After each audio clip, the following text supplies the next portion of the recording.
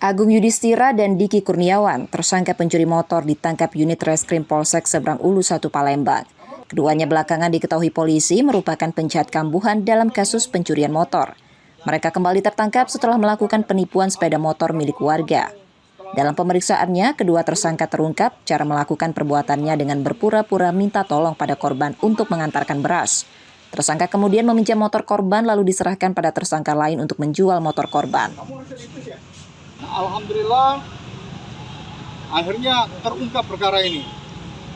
Berkat penyelidikan daripada anggota, akhirnya kita bisa tangkap pelakunya.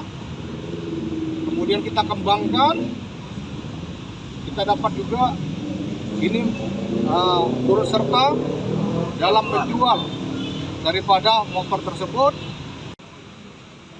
Karena perbuatannya itu, dua tersangka kembali terancam hukuman minimal 5 tahun penjara untuk tersangka Agung dan maksimal 4 tahun penjara untuk tersangka Diki.